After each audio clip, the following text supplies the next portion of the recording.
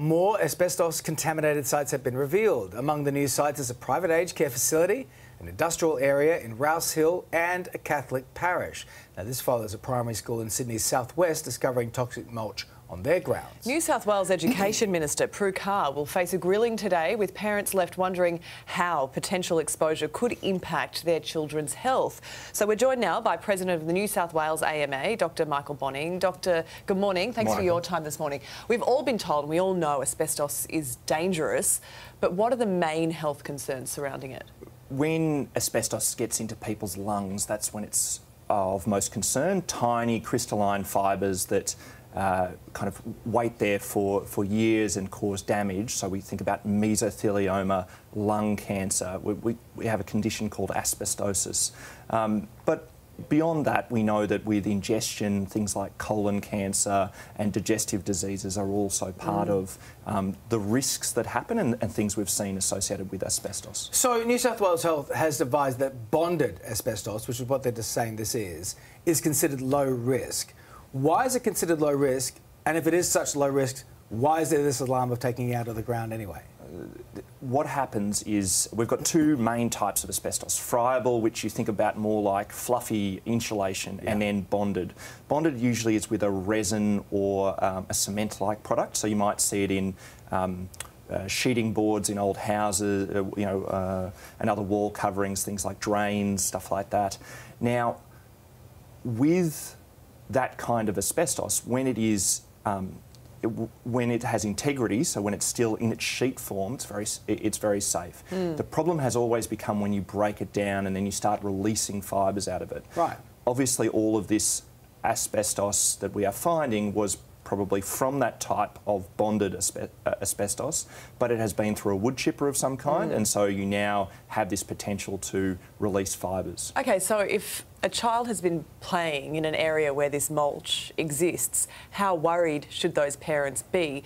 Could those fibres have entered their lungs? I think to reassure parents and everyone out there, most of, if not all of the cases of asbestos-related lung conditions or other conditions have been associated with people who worked with machining it or DIY, or so when they were breaking it at the time and releasing those fibres. And regular exposure. Yeah. Okay. Now, we know that one fibre doesn't kill, and that there is actually a bit of background exposure that people have in their lives.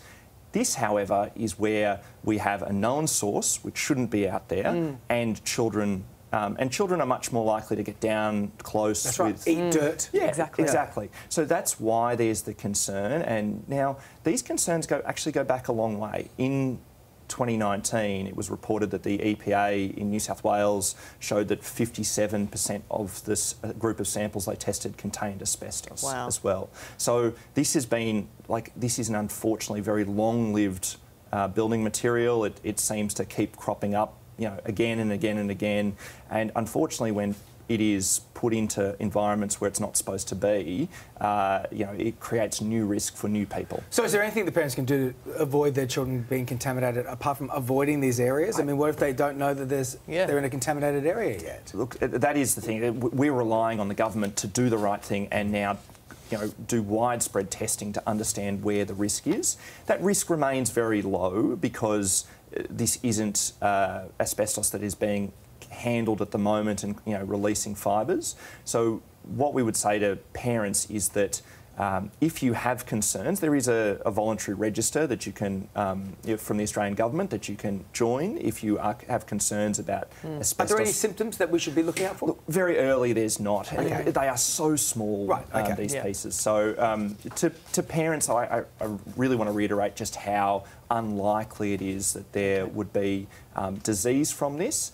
But we don't want to expose children to unnecessary risk, so we need to take action. Absolutely. Right. Great to get your perspectives on it. Thank you so much, Dr. Michael Bonning. Thank you.